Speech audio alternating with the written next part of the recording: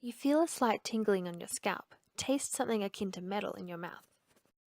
You begin to feel in control and hyper aware of everything around you. No, you have not taken an illegal substance, you have just experienced transcranial direct current stimulation. tDCS is a non-invasive technology which has been gaining momentum in the neurophysiology field, especially within the last decade. It is used to alter cortical excitability by changing the resting membrane potential of neurons.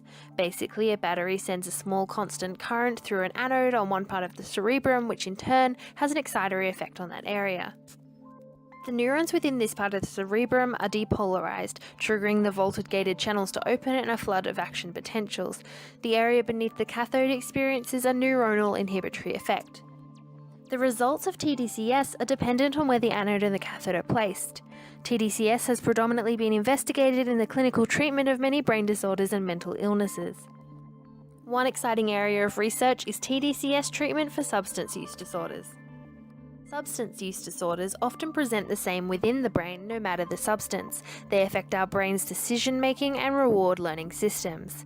The brain regions listed here are thought to have dysfunction in those with SUDs. Overall, unfavourable neuroadaptations develop within the people with substance use issues, like the hyperactivity of dopamine transition. This means the brain becomes used to the excess amount of dopamine ascertained by drugs and lowers its natural amount of dopamine receptors, resulting in one needing more than their naturally produced amount of dopamine, leading to the craving of drugs to gain external dopamine. Where is tDCS used to treat SUDs? The DLPFC, of course.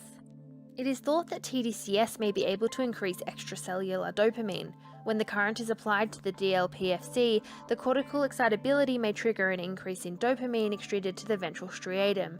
It is also thought that this process involves changes in GABA and glutamate.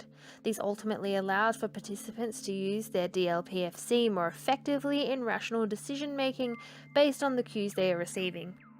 It has been shown that tDCS reduces cravings via reducing cue power in comparison to sham conditions. Research suggests that both sides of the DLPFC respond well to tDCS. It doesn't seem to matter which side of the DLPFC the anode and cathode are placed. Both applications have been shown to have positive effects and are not statistically different from one another.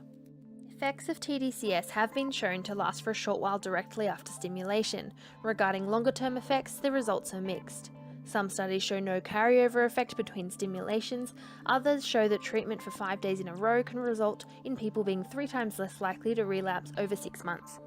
There is good empirical support so far. It's relatively cheap, fast, and less painful than some other substance abuse treatments. It is difficult to directly treat some areas involved in substance abuse with tDCS, as they are deep within the brain, though perhaps this is not such an issue.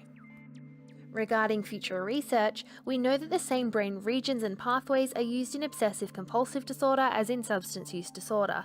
It would be great if research into tDCS with substance abuse could be translated into conducting tDCS research on OCD, and further, comparisons on the effects of tDCS on the same brain regions for different disorders could be fascinating and useful in a clinical sense, especially regarding comorbidity.